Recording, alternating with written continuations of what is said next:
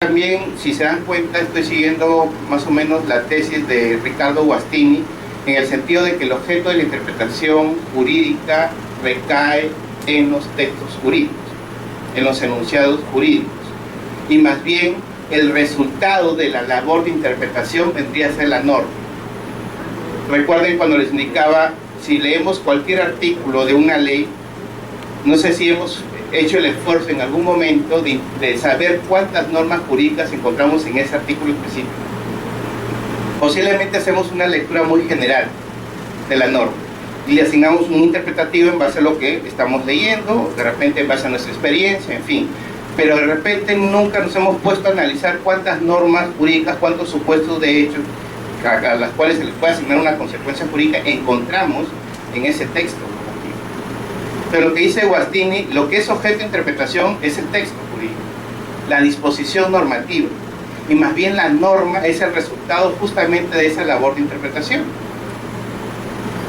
Esa norma concreta, que es producto en este caso de la labor de interpretación, va a ser la que voy a utilizar para resolver un caso concreto. Y creo que no le tiene razón en ese sentido, teniendo siguiendo esta idea en todo caso. Y les hice hincapié también de que este sentido tiene que darse en el ámbito de sus posibilidades interpretativas. El decirlo en el ámbito de sus posibilidades interpretativas es que la interpretación, de algún modo, tiene que nacer de la propia norma, del propio texto normativo. Y hasta donde me permita, de acuerdo a los criterios y métodos de interpretación que utilice, asignarle un sentido interpretativo a la misma.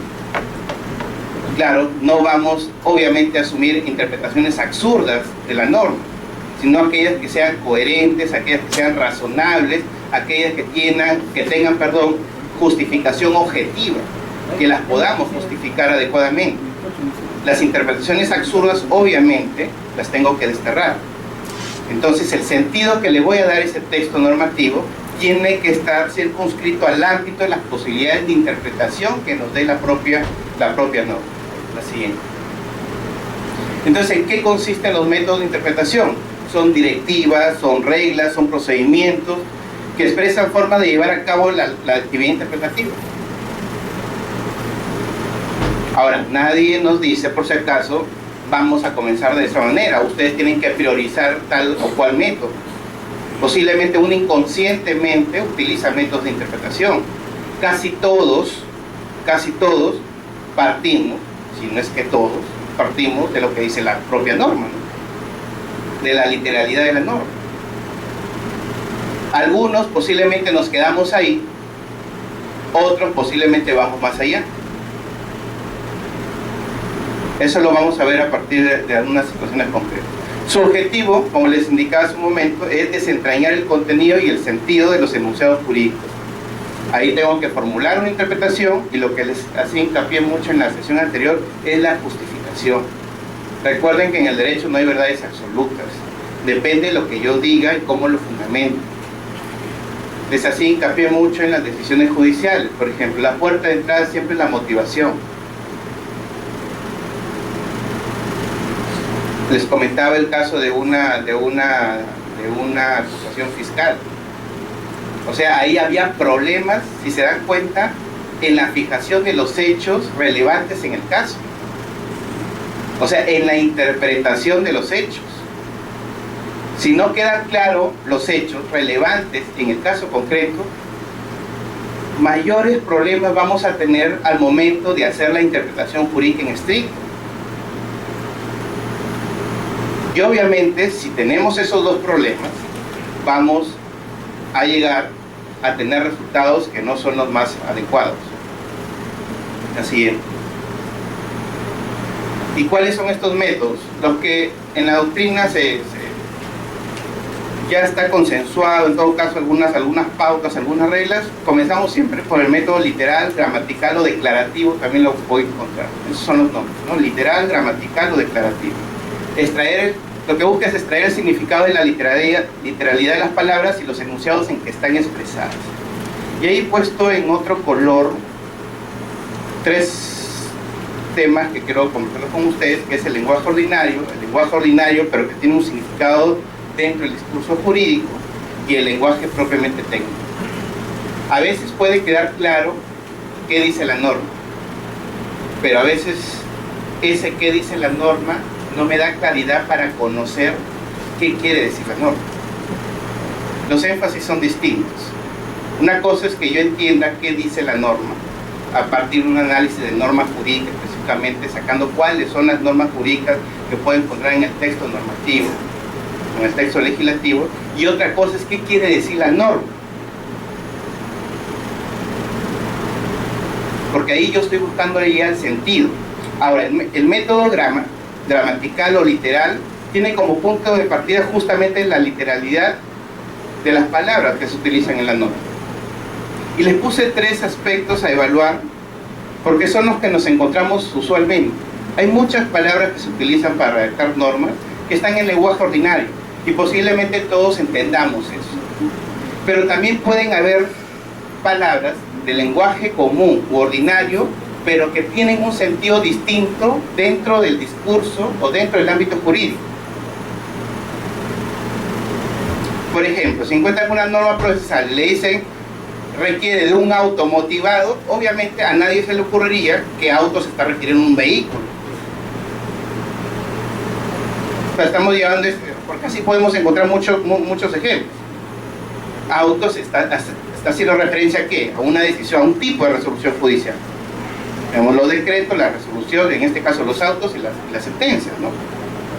Pero de repente una persona que no está, no ha estudiado derecho, no está habitual en todo caso a ese tipo de textos, va a pensar de repente, se le puede ocurrir que con auto se está refiriendo a un vehículo, ¿no? ¿Y qué sentido tiene utilizar la palabra auto como vehículo dentro de este texto? Claro, puede advertir la incoherencia, pero no puede entender el sentido. Y ese sentido podemos dárselo nosotros. ¿Qué otros ejemplos podemos encontrar de este tipo? Del lenguaje común ordinario que tienen un significado especial dentro del discurso jurídico. Sí. El verbo recurrir podría ser uno de ellos. ¿En qué sentido? El lenguaje ordinario es sencillamente utilizar un instrumento o demandar un auxilio. Mientras que el lenguaje técnico dentro del procedimiento con que está habilitada por un recurso. Claro, esa es otra posibilidad. Recurrir es una palabra común del lenguaje ordinario, pero puede ser, como dice nuestro compañero, en que sea utilizado como la posibilidad de interponer recursos impugnativos o impugnatorios, dependemos, estamos en el ámbito administrativo judicial. Intervenir. Claro, cuando yo hacía referencia al lenguaje ordinario, si acaso es el significado justamente que le asigna el diccionario de la Real Academia al lenguaje común, pero también hay palabras del lenguaje común que dentro del argot jurídico significan distinto. Y a eso hay que agregarle todavía el lenguaje técnico. No sé si les ocurre algún ejemplo respecto al lenguaje técnico, que tiene que ver más bien con ciertas especialidades. Por ejemplo, inseminación artificial. Eso es de uso común. El significado de lo que es inseminación artificial in vitro lo podemos obtener del lenguaje común o tenemos que recurrir de repente a una disciplina especializada sobre el tema. Doctor, la cosa se complica cuando se trata de frases, ahí se complica. Por ejemplo, igualdad de armas, eso no lo define el diccionario, pues. Eso viene de la edad medieval, donde había que luchar de igual a igual. Y la justicia lo ha traído hasta hoy día, en el término de que las partes deben tener igual oportunidad de usar los mismos instrumentos jurídicos, etc. Las frases es el problema, más que las palabras. O cuando, ahorita que usted indica, pone ese ejemplo de igualdad de armas, me viene a la mente también el tema relacionado con legítima defensa, por ejemplo. En legítima defensa dice, claro, no tiene que haber agresión legítima, falta de provocación, y ¿qué más dice? ¿El tercero cuál es? Nadie se dedica a derecho penal. proporcionalidad del medio empleado. Entonces, ¿qué pasa si nosotros, claro, y eso se presta a interpretación? Recuerden el caso, esto mejor se entiende como caso. Recuerden el caso del estudiante de la Universidad Villarreal, que saliendo, ya tenía él 18, 19 años, saliendo de la universidad fue asaltado y él tenía licencia para portar un arma y le disparó al delincuente, lo mató. Entonces este señor se dispuso en un primer momento su detención.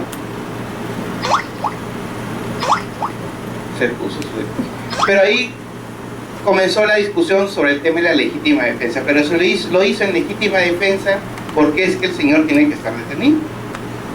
Claro, la investigación nos va a ayudar a determinar si en ese caso concreto hubo legítima defensa, si se cumplieron en este caso los 3 elementos que exige el Código Penal. Recuerden que para que sea una causa de justificación tienen que estar los 3, y si no está uno de ellos es una eximente incompleta, lo utilizo más bien para reducir la pena, ¿no? Para ir reduciendo la pena, no para justificar su acción típica. Entonces entró a la discusión sobre la proporcionalidad y mediáticamente se discutió sobre el tema de la proporcionalidad del medio empleado. Algunos pensaban, ¿no?, que de repente no están asociados no solamente a la interpretación, sino al derecho penal. Los periodistas, en fin, llegaban a afirmar de que tenía que ser, pues, para que sea proporcionalidad del medio empleado, el delincuente también tuvo que haber agredido con pistola. Entonces, no sé si eso lo podemos llevar al absurdo. Si yo soy una persona que tengo licencia para portar armas y me agrede, en este caso, un delincuente con un arma blanca, ¿qué le tengo que decir? ¿Que me espere un ratito, que me voy a mi casa, voy a traer un cuchillo para estar en igualdad de condiciones? No, porque si no, no sería proporcionalidad del medio empleado, entendido de esa manera, estoy hablando. No estoy diciendo que compartimos esa opinión. Posiblemente este delincuente sea más hábil utilizando el arma blanca, sea más peligroso en todo caso, utilizando el arma blanca, que en este caso mi persona utilizando la pistola o el revólver. Y ahí, por ejemplo, tenemos que entrar a la ratio de la norma. ¿Cuál es la ratio de la norma? ¿Cuál es la finalidad de la norma? Que es justamente el método que sigue, ¿no? Estamos adelantando un poco. O sea, si se dan cuenta, el método literal solamente, gramatical, no está siendo suficiente para aclararme el sentido. O sea, me puede aclarar o me puede responder en todo caso la pregunta ¿qué dice la norma? Pero no es suficiente para responder la pregunta ¿qué quiere decir la norma? Si se dan cuenta. Si no, podemos llegar al absurdo de estos ejemplos. O sea, en este caso podría, obviamente, una interpretación correcta podría, en este caso, admitirse que habría legítima defensa, aunque el delincuente haya tenido un arma blanca y en este caso la presunta víctima hubiese tenido un revólver o una pistola. Y eso dependerá un poco de las circunstancias del caso concreto.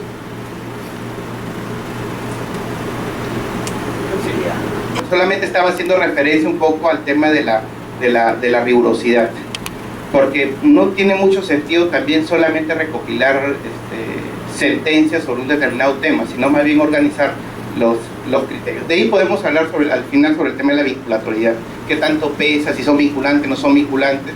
Posiblemente hay muchas decisiones que no nos gusten, pero que de repente en lo formal tenemos que cumplir. Para eso tenemos un derecho de análisis y crítica de las resoluciones judiciales. Además, los jueces, en base a su autonomía, podrían apartarse. Pero ¿saben cuál es el problema? Que cuando uno se aparta de algo, exige un doble grado de motivación. Primero, ¿por qué se está apartando? Si es que estamos hablando que el criterio es aplicable. Pues si no es aplicable, no tiene sentido entrar al tema.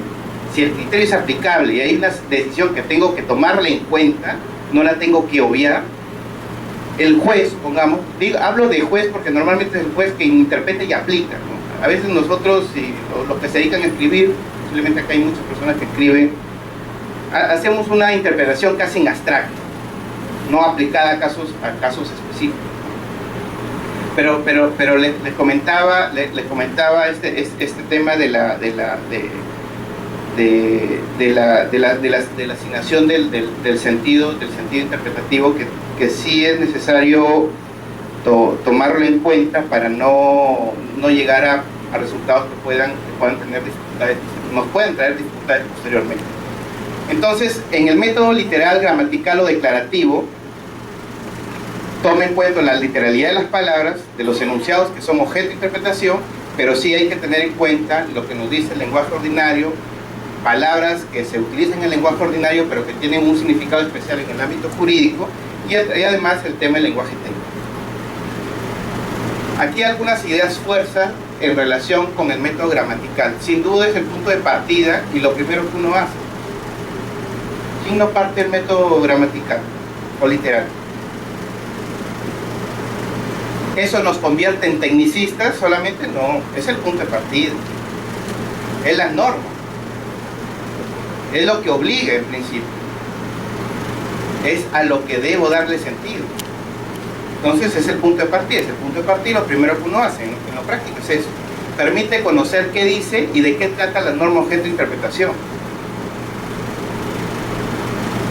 Por eso les decía hace un momento, en oportunidades solamente podemos llegar al qué dice, pero no al qué quiere decir la norma. El qué dice puede quedar claro a partir de este método, pero no necesariamente el qué quiere decir, que son dos preguntas que tenemos que contestar. Es importante diferenciar el texto legal de la norma jurídica. ¿Recuerdan esta diferenciación que existe sobre disposición y norma? Incluso hay algunos libros, algunas lecturas sobre este tema de la diferencia entre disposición y norma. Disposición normativa, texto normativo versus norma.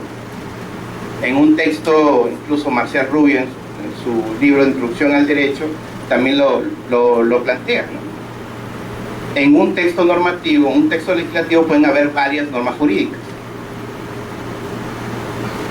De ahí nuevamente el comentario de si en alguna oportunidad hemos hecho el esfuerzo de identificar concretamente en un texto legislativo cuántas normas jurídicas podemos encontrar. Se recurre al argumento contrario. ¿A qué nos referimos con el argumento contrario?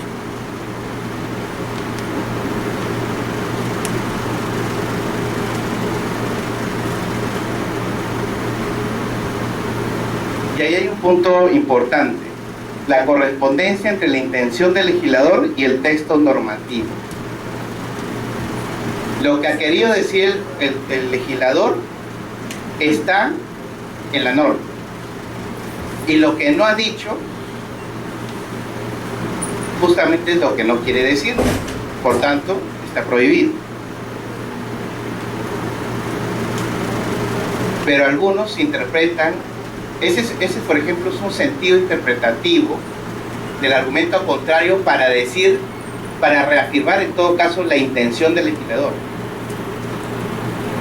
Lo que ha querido decir el legislador está en la norma, y lo que no ha dicho justamente es lo que no ha querido decir. Y si no lo ha dicho expresamente, está prohibido. Ahí estamos utilizando el argumento a contrario en el sentido interpretativo. Pero el argumento a contrario también puede ser utilizado como argumento para crear una norma, porque el mismo razonamiento lo puede emplear de la siguiente manera. El legislador ha dicho tal cosa, la intención del legislador ha sido esto, lo ha dicho expresamente. Interpretando en contrario esa norma, ese texto, nos da una norma, supongamos Y. Y yo puedo razonar de la siguiente manera. Interpretando contrario, tengo esta norma, pero la propia ley, el texto normativo expresamente no me lo está prohibiendo. Y si no me lo está prohibiendo, por tanto, está permitido. Ahí estoy utilizando el argumento a contrario como productor o como creador de normas, que lo puedo utilizar como argumento para colmar lagunas de derecho, vacíos normativos.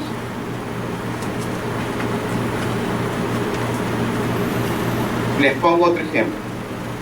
Bueno, eso es una explicación. El ejemplo puede ser de esta manera. Les comenté en la primera clase sobre el control difuso. Yo podría, estoy planteando que me importe, no estoy afirmando. Yo podría decir que la disposición que la Constitución reconoce sobre el control difuso lo hace en la sección del Poder Judicial. Mi primera posibilidad puede ser que diga es solo para el Poder Judicial. Si está ubicada en esa norma, en esa sección y en ese título, es que solo el Poder Judicial puede realizar control difuso. Otra posibilidad es que, si bien es cierto, la norma expresamente señala que pueden hacer control difuso los jueces,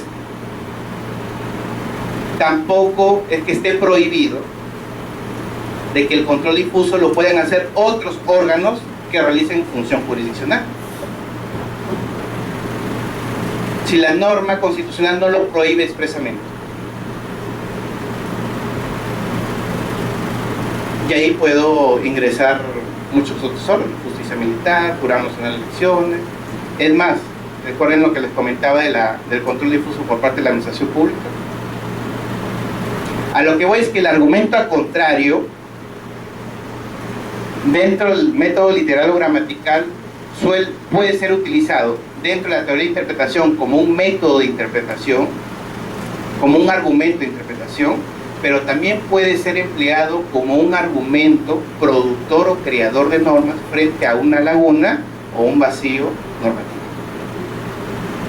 ¿Ya? ¿Preguntas? Puede ser que esa comunicación viene precedida de una decisión de fondo. Porque, a ver, es como yo siempre hago el símil a veces por lo judicial porque lo conozco un poco más por el ámbito penal, más que el ámbito administrativo, pero en lo judicial los jueces suelen utilizar la palabra adquieren la autoridad de cosa juzgada, ¿no? Y ustedes, no sé, quienes hayan pasado por el Poder Judicial, hay resoluciones que dicen esta resolución adquiere la calidad de cosa juzgada porque ha quedado consentida y o ejecutoriada. Entonces, pero ¿cómo es que adquirió la calidad de cosa juzgada si ha quedado consentida y o ejecutoriada? ¿Una es consentida o es ejecutoriada? O sea, la firmeza de una decisión judicial no se va a adquirir porque queda consentida y a la vez ejecutoriada, porque son dos elementos, dos conceptos que se contraponen. El consentimiento va porque se emitió la decisión o la resolución judicial y tengo un tiempo para impugnar y no lo hice. ¿Qué estoy haciendo? Consintiendo los efectos de la decisión. No estoy impugnando, no me causa agravio. Y lo ejecutoriado más bien es cuando yo, teniendo los recursos impugnatorios correspondientes, hice uso de ellos y he llegado hasta la última instancia y ya en el ámbito judicial no tengo más que discutir, no hay manera de cuestionar, salvo pues que me vaya a un proceso de amparo cuestionando una resolución judicial firme, ¿no? Esa es otra cosa. Pero si se dan cuenta, no es consentida y o ejecutoriada. O sea, esa decisión, en resumen, esa decisión puede adquirir la calidad de cosa juzgada porque quedó consentida o porque quedó ejecutoriada. No es y o. Es uno u otro. Pero normalmente en las resoluciones judiciales se suele poner y o. Tienen que identificar concretamente cómo es que adquiere firmeza esa decisión judicial. Porque pasó el tiempo para impugnar y no lo hice, o porque hice más bien uso de todos los recursos correspondientes para revertir los efectos de la decisión que me causa agravio, pero no he logrado mi cometido, mi propósito. Ahora, si esta persona quiere cuestionar esa decisión en otro tipo de procedimiento, va a tener que agotar todos los recursos. Recuerden que para que proceda un amparo, un habeas corpus contra una resolución judicial, habla de firmeza el Código Procesal Constitucional, pero firmeza en el sentido de ejecutorial, no de consentida. Es decir, yo no puedo plantear, supongamos, un habeas corpus contra un mandato de detención, en este caso, si es que ese mandato de detención yo no interpuse un recurso de apelación, consentí los efectos de la decisión, y de frente me interpongo un habeas corpus, sino más bien que esa decisión, ese mandato de detención, ha sido impugnado. Lo han ratificado, yo considero que me causa agravio. Como ya no hay otra alternativa para cuestionar esa decisión, puedo plantear un habeas corpus, porque considero que esa decisión sí está afectando mi libertad individual o mi libertad personal. Entonces, eso haciendo el símil con las decisiones administrativas, ahí ya no hablan de cosa juzgada, sino de cosa decidida, va en el mismo sentido, dependiendo si este señor interpuso los recursos correspondientes o agotó todos ellos. Por eso le digo, posiblemente esa comunicación simplemente sea una mera formalidad, y hay una decisión de fondo, un acto administrativo de fondo que decide la situación concreta, y ya se pasó el plazo correspondiente para impugnar. Y lo que le están diciendo, ¿sabes qué? Por si acaso ya se te pasó el plazo, esta decisión ya quedó firme.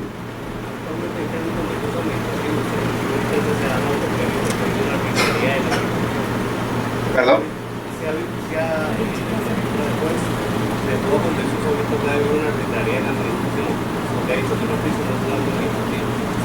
Claro, y por si acaso les comento que hay que interpretar, lo que pasa es que la exigencia de formalidades no pueden entorpecer, por ejemplo, en este caso, la tutela judicial efectiva. O sea, se puede hacer una interpretación de ese tipo. En alguna oportunidad yo planteé eso, y el Poder Judicial lo acogió. O sea, la exigencia de formalidades no pueden, en este caso, afectar de manera grave el derecho a la tutela judicial efectiva, en el sentido de cuestionar las decisiones administrativas en sede judicial. ¿Alguna pregunta sobre el tema del método gramatical?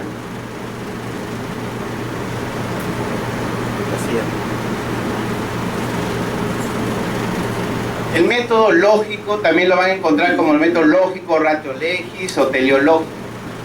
Teleológico tiene que ver con la finalidad, ¿no? Lo que busca es identificar la finalidad intrínseca de la norma jurídica a fin de aclarar su sentido. Claro, ustedes me dirán, ¿cómo es que identifico la finalidad intrínseca de la norma? Fácil, me voy de repente a cuál fue la voluntad del legislador, cuál fue la intención del legislador.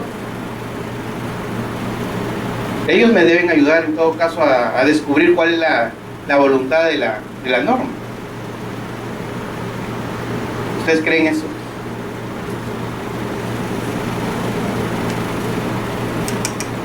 Les puse un ejemplo al final que dice prohibido fumar en lugares públicos. Tenemos una ley en ese sentido, ¿no? Que prohíbe fumar en lugares públicos. Si ustedes lo leen es fácil, ¿no? ¿Cuál es prohibido fumar en lugares públicos? Yo me pregunto, ¿qué es lugares públicos?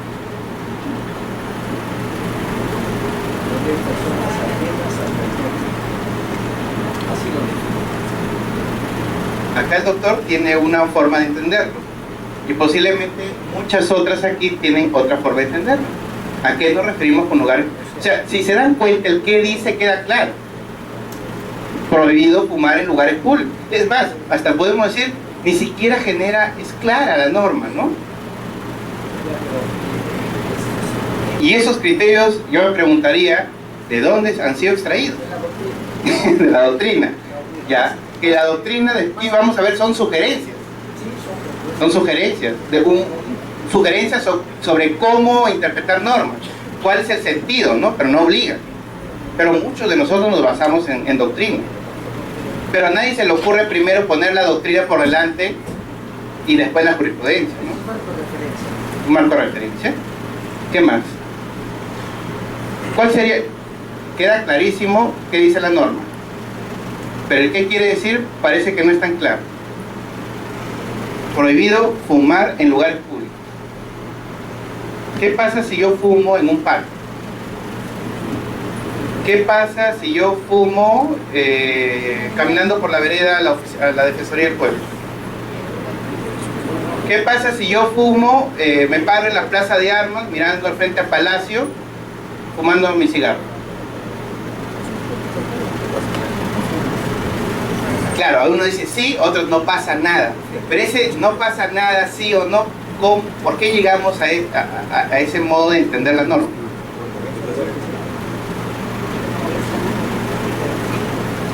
Uno piensa que ese sitio tuyo es un sitio cerrado por gente. Claro, posiblemente queda claro. La doctora incluye otro elemento a tomar en cuenta, el tema de la dañosidad de la actividad. ¿Qué estoy haciendo? Fumando. Pero si con ese acto de fumar estoy dañando a personas que están a mi alrededor, queda claro si aplico la norma aquí. Que yo me ponga a fumar, ¿no? Y comience a botar humo. Pero no queda tan claro en los ejemplos de ir a un restaurante, posiblemente el restaurante sí, pero a la plaza de armas, a un parque, el parque puede decir no, pero hay niños. Si se dan cuenta, a lo que voy es que no quiero es aquí solucionar el asunto, sino para que vean que lo que parece claro no es tan claro. Y si se dan cuenta, a partir de sus intervenciones, cada uno tiene una posición particular. El doctor se ha basado en la doctrina, la doctora ha adoptado un criterio, lo que yo he entendido, asociado al tema de la dañosidad de la actividad de fumar, ¿no? Si nos damos cuenta, tenemos puntos de partida distintos, o de entendimiento del lugar público distintos.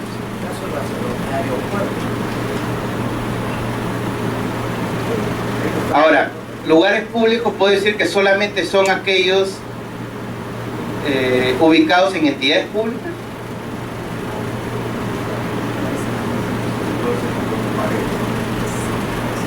Claro, otros pueden decir, ¿sabes qué? El lugar público tiene que estar, en este caso, asociado a entidades públicas y no a lugares abiertos. Este es un Público cerrado. Es público. Claro, pero posiblemente acá nos queda claro. O sea, el supuesto de hecho parece claro, pero ya no es tan claro cuando nos ponemos en otras circunstancias. Esa aparente claridad dependerá, en este caso, del supuesto de hecho. La idea del ejemplo no era para dar solución ahorita, porque no nos lleva mucho tiempo y tenemos que conciliar también muchos criterios que se están dando. Pero lo que yo sí quería dejar sentado es que lo que aparentemente claro no está claro, pese que no hay ningún lenguaje técnico, es lenguaje común, ¿no? O sea, casi es lenguaje común, ¿no? Imagínense una situación donde hay lenguaje técnico o una situación donde se utiliza un lenguaje común pero que tiene un contexto, un significado distinto en el discurso jurídico. Y lo que también he obtenido la finalidad de esto es que salgan varias posiciones interpretativas. Y va a depender de cada uno hacerlas lo más razonable posible en la medida que lo justifiquen adecuadamente. Entonces hay que pasar, bueno, yo considero que es así, a decir la norma debe ser interpretada de esta manera por la siguiente razón. Hay que tratar de darle objetividad a la interpretación. O sea, si se dan cuenta, no es un simple capricho, sino más bien adoptar una posición razonable y que tenga, en este caso, buena justificación, o que tenga razones que la sustenten. Entonces el método lógico justamente está orientado a identificar la voluntad. Dice, no consiste en identificar la voluntad del legislador, porque todos piensan que cuando uno trata de encontrar la finalidad de la ley, o por qué se dio la norma, estamos buscando la intención del legislador histórico. Entonces, para encontrar la finalidad de la ley o la voluntas legis, no voy a ir pues a los antecedentes, por qué se dio, no los debates, todo eso, sino debe partir de la propia norma. ¿Por qué fue dictada esta norma? Acá el doctor hacía un esfuerzo interpretativo en el sentido de decir, ¿para qué está la norma? ¿Qué es lo que busca? Es un método le hemos puesto ahí, es un método elástico y ambiguo, por lo que es necesaria una suficiente justificación de esta opción. Tan ambiguo es y elástico que hemos tenido varias opiniones al respecto. Unas desde el punto de vista de la doctrina, otros donde se adopta un criterio de la dañosidad de la actividad de fumar, otros indicando para qué vamos a ir de repente a discutir mucho el término lugares públicos cuando la finalidad de la norma está por este lado, ¿no?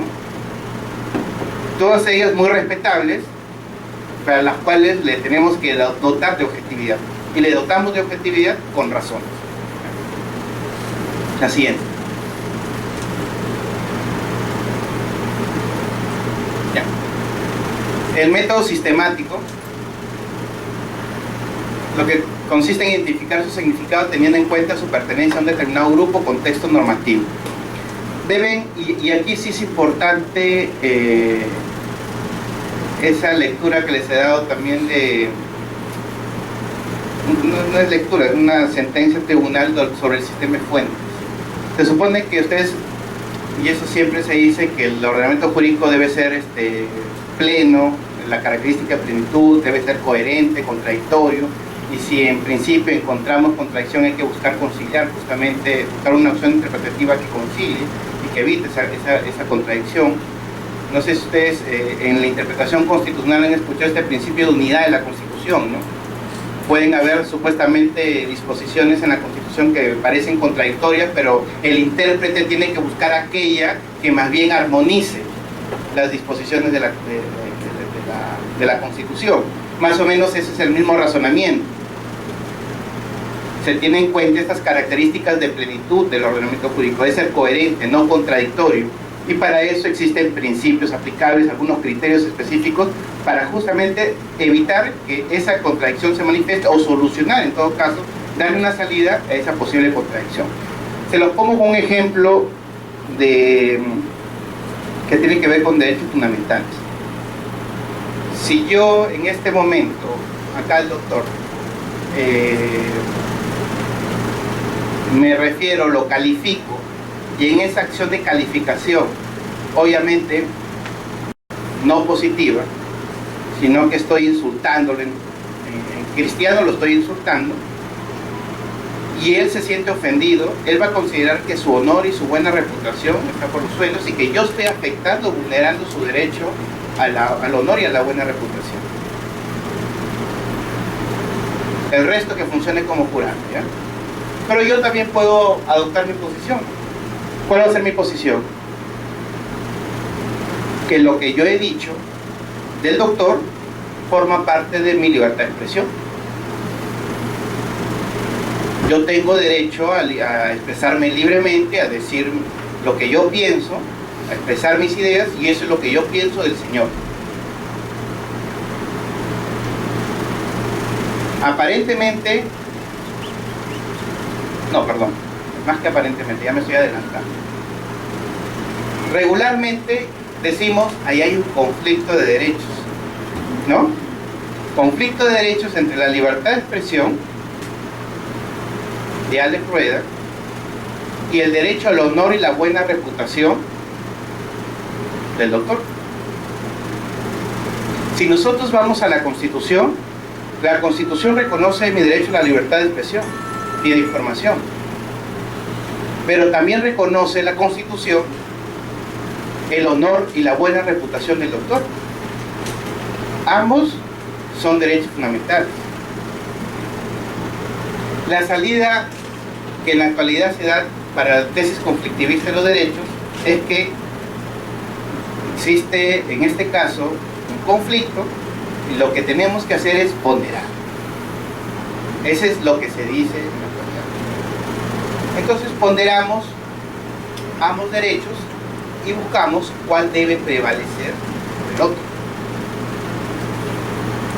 Eso lo hago, para un momento, para dejar sentado solamente el caso. Lo que estoy haciendo es provocar en realidad su inquietud. No voy a solucionar ahorita. Entonces, se plantea ese conflicto de derechos y tenemos que hacer solucionar ese conflicto. ¿Cómo lo hacemos? Ponderando, en este caso, ambos derechos, y ver en el caso concreto, cuál derecho debe ceder respecto a él. ¿Ya? A ver, en base al planteamiento que les hice, en la actualidad, bajo la tesis conflictivista, tendríamos que ponderar. Y al final voy a decir, en esta oportunidad y en este caso concreto, el derecho, supongamos, al honor y la buena reputación va a prevalecer sobre la libertad de expresión, o el derecho a la libertad de expresión va a prevalecer sobre el derecho al honor y la buena reputación. A eso puedo llegar. A eso puedo llegar. El problema de eso es que también ustedes, y esto es importante, por eso es otro tema distinto a la interpretación constitucional, que no la vamos a hacer, pero estoy utilizando un ejemplo de interpretación constitucional para ver este tema, es que hay un principio dentro de la teoría de la interpretación constitucional que es el principio de fuerza normativa de la Constitución. O sea, la Constitución es una norma jurídica, y en la medida que es una norma jurídica puede ser interpretada y aplicada, y toda ella es obligatoria. Si la Constitución tiene fuerza normativa, ¿cómo es que al final, cuando pondero en este caso concreto, voy a decir que la Constitución es menos normativa respecto a la libertad de expresión en relación con el honor y la buena reputación de las personas?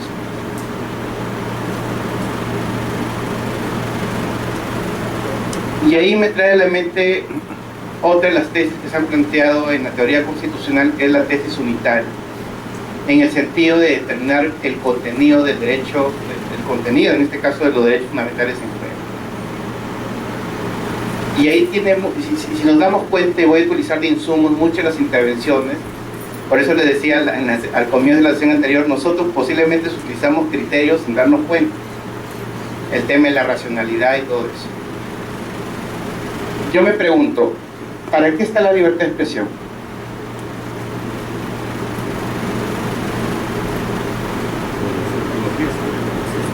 Para decir, para expresar libremente mis ideas, opiniones, en fin, ¿no? Pero la libertad de expresión también, dentro de su contenido, que forma parte de su contenido, tiene límites internos. Algunos de ustedes decían, yo no voy a expresarme, utilizar la libertad de expresión para insultar o vejar a una persona. Un poco le voy a ir adelantando mi opinión, utilizando su argumento, pero de una perspectiva distinta. Lo que pasa es que el tema del abuso del derecho me da a entender que estoy haciendo ejercicio de mi derecho, pero en forma abusiva. Mi idea más bien es que no estoy utilizando mi derecho.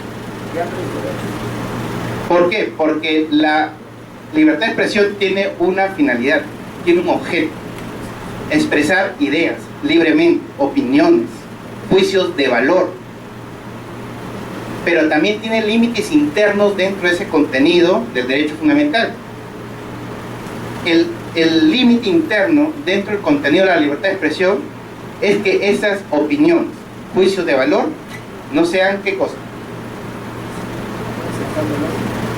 No afecten otros. Que no sean injuriantes, ¿no? Entonces, si yo supuestamente, cuando me refiero al doctor, insultándolo, y considero que yo lo estoy haciendo, que mi acción concreta tiene amparo, tiene cobertura dentro de la libertad de expresión de Alex Rueda, en realidad no es que tenga cobertura esa situación concreta dentro de la libertad de expresión de Alex Rueda. No la tiene, está fuera.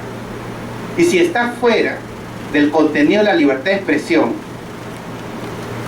del derecho a la libertad de expresión de Alex Rueda, ¿hay conflicto de derechos? No hay conflicto de derechos. ¿Saben por qué? Porque hay un solo derecho que está siendo afectado. ¿Cuál es? El honor y la buena reputación de las personas. Porque esa acción concreta de insultar, agraviar, injuriar al doctor no puede tener cobertura constitucional dentro de la libertad de expresión. Igual podemos decir en el caso de Magali Medina, ya que lo tocaron. En caso de Magali Medina, con Paolo Guerrero, fue por esa salida supuestamente el día anterior un día o 2 días anteriores, en la concentración, creo, para un partido con Brasil, si es que no me equivoco. ¿Qué hace Magali Medina? Publica en su web, en su revista Magali TV, y además en su programa, esta primicia. La primicia de que Paolo Guerrero había salido. ¿Y lo toma de quién? De su reportero, que ella le llama Urraco, pero no, lo tomó de él. ¿Cuál es su defensa? Yo lo hice en el ejercicio de mi libertad de información.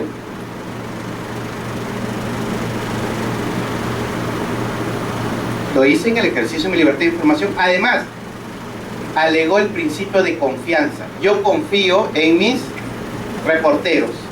Mi reportero me dio esa información, yo la consideré relevante, de interés público, la difundí. La difundí en el programa, en la web y en la revista. ¿Ya? ¿Saben cuál era el problema?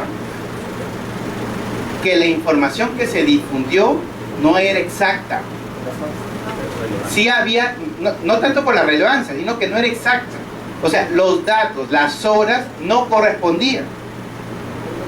Y Paolo Guerrero sí presentó los vouchers, todos los documentos que sustentaban de que lo que se había dicho no era cierto.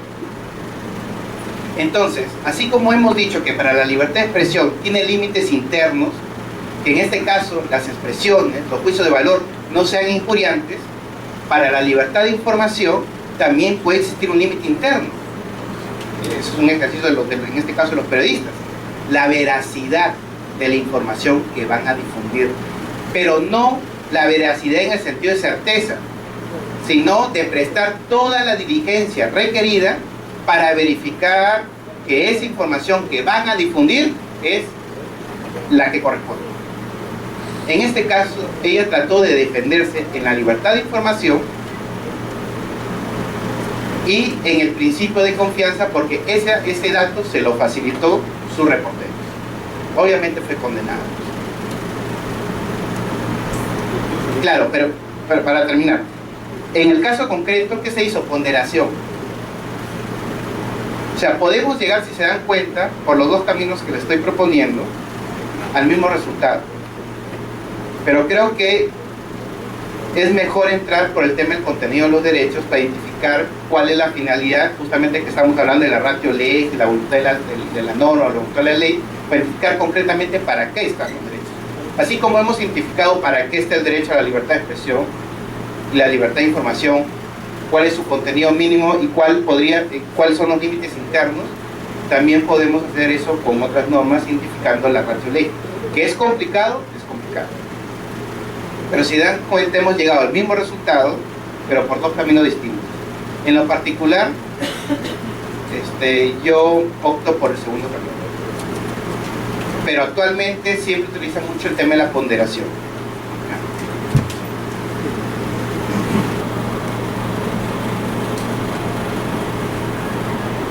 Okay. Le agradezco por el comentario, y sí es cierto, porque eso tiene que ver con otros métodos de aquí que no los vamos a profundizar, porque tiene que ver con el método sociológico, el histórico, el análisis económico del derecho. Ahora ya hay algunos otros métodos que se han ido incorporando, ¿no? Una perspectiva distinta se tiene desde el análisis económico del derecho en determinados temas, ¿no? Entonces, regresando con el ejemplo, lo que quería llegar era, si se dan cuenta, a tener en cuenta las disposiciones que están relacionadas. Cuando uno interpreta, por ejemplo, derechos, no solamente toma en cuenta la norma en concreto que regula el derecho, sino aquellas otras disposiciones que están relacionadas con esto, ¿no? Y además, solamente ahí estamos hablando de la Constitución, y en la medida que es un derecho también tenemos que considerar qué cosas, los tratados, las decisiones, en este caso de los órganos jurisdiccionales en el ámbito internacional, que requieren ser considerados para ir reforzando, en este caso, la posición que tengamos sobre los alcances de un derecho determinado en un caso concreto también.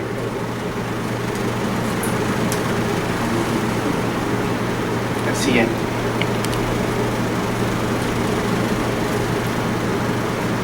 El siguiente. el método histórico, si se dan cuenta, es distinto de lo que estábamos hablando antes con la ratio legis o la voluntad de la ley. No era buscar, en este caso, en la ratio legis, la voluntad del legislador, la intención del legislador, pero en el método histórico, ¿sí? El método histórico, ¿cuál fue? Nos preguntamos cuál fue la intención del legislador. Debe ser, y ahí pongo un comentario que debe ser tomado en cuenta en la tarea interpretativa. ¿A dónde acudimos? Al proyecto de ley, los dictámenes, diario de debates, observaciones del Poder Ejecutivo, porque a veces hay algunas normas son observadas, después se integran y se saca la nueva norma, pero en fin, todo lo que son los antecedentes. Ahora, ¿ustedes creen que podamos encontrar cuál fue la intención del legislador? Con facilidad. En todo caso, una primera pregunta sería si podemos ubicar. Otra pregunta sería si es razonable o es conveniente, más que razonable, conveniente que atemos el sentido interpretativo de la norma a la intención del legislador.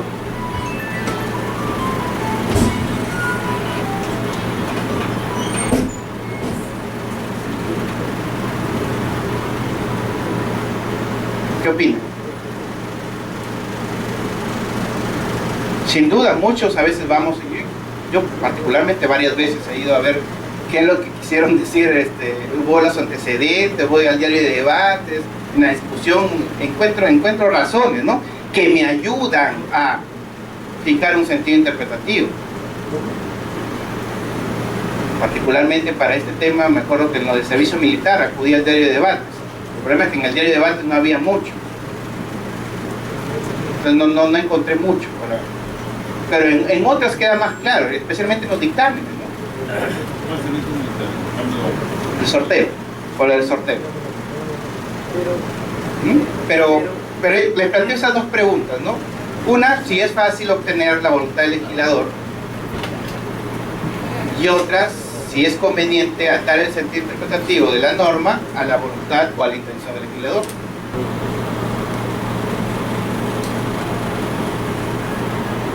Okay. Le agradezco por el comentario, y sí es cierto, porque eso tiene que ver con otros métodos de aquí que no los vamos a profundizar, porque tienen que ver con el método sociológico, el histórico, el análisis económico del derecho. Ahora ya hay algunos otros métodos que se han ido incorporando, ¿no? Una perspectiva distinta se tiene desde el análisis económico del derecho en determinados temas, ¿no?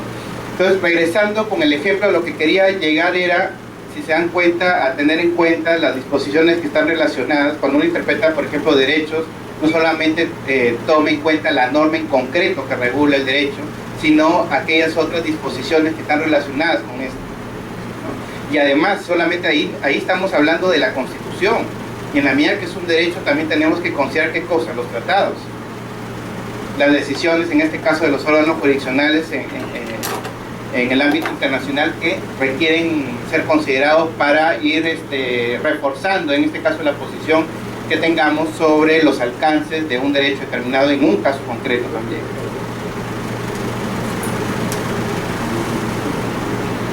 El siguiente.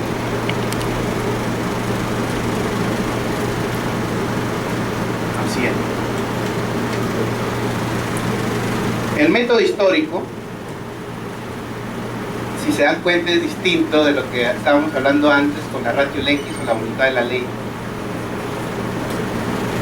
No era buscar, en este caso, en la ratio legis, la voluntad del legislador, la intención del legislador, pero en el método histórico, ¿sí? El método histórico, ¿cuál fue? Nos preguntamos cuál fue la intención del legislador. Debe ser, y ahí pongo un comentario que debe ser tomado en cuenta en la tarea interpretativa. ¿A dónde acudimos? Al proyecto de ley, los dictámenes, diario de debates, observaciones del Poder Ejecutivo, porque a veces hay algunas normas son observadas, después se integran y se saca la nueva norma, pero en fin, todo lo que son los antecedentes.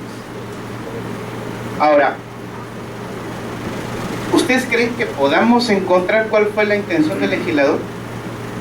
Con facilidad. En todo caso, una primera pregunta sería si podemos ubicar. Otra pregunta sería si es razonable o es conveniente, más que razonable, conveniente que atemos el sentido interpretativo de la norma a la intención del legislador.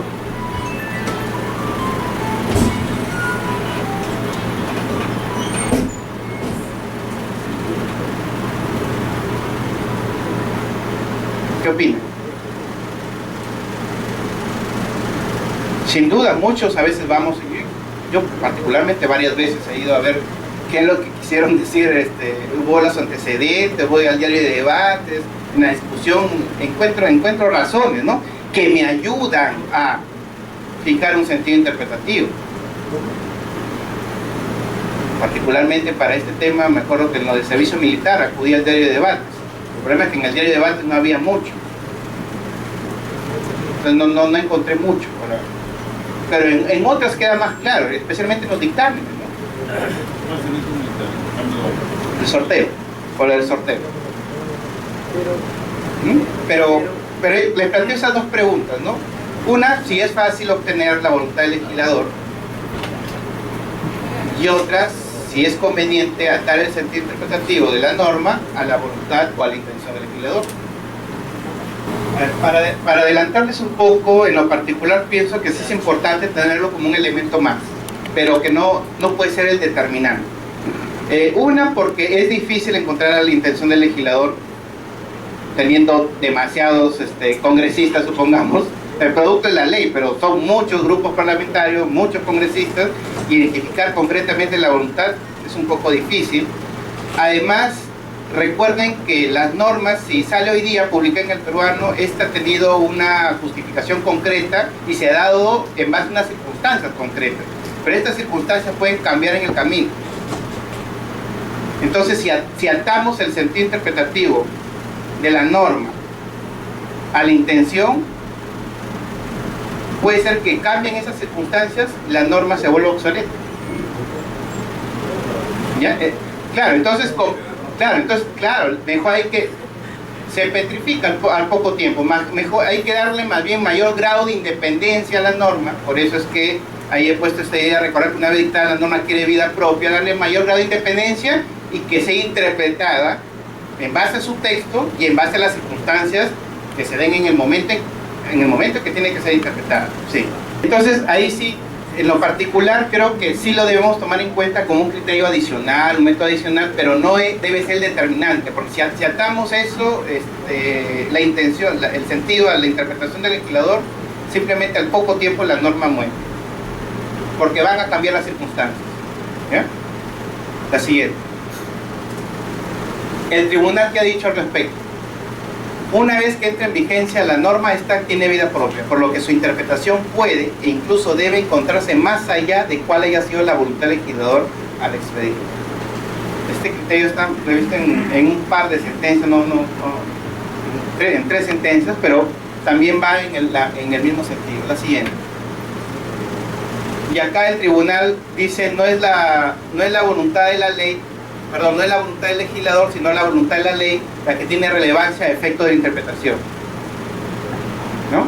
Entonces aquí como que están también recogido a nivel jurisprudencial este criterio de interpretación. Es más, el se atreve a decir otras cosas, que si atamos de algún modo el sentido interpretativo de la norma a la voluntad del legislador, podría estarse afectando el principio de independencia y parcialidad de la función jurisdiccional.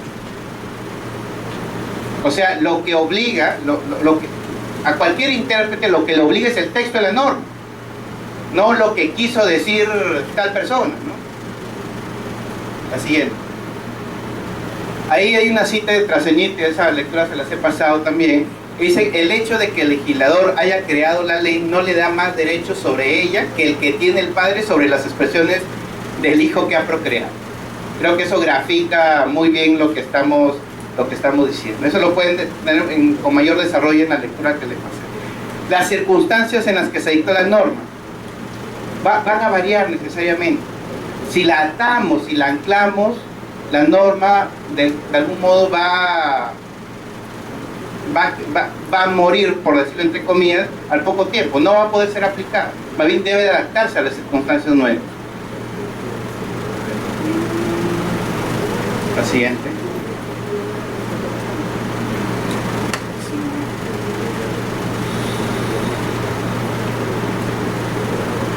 haciendo. Estas reflexiones finales ya creo que las vamos a dejar para la próxima sesión. Más o menos es a grandes rasgos el tema de los métodos.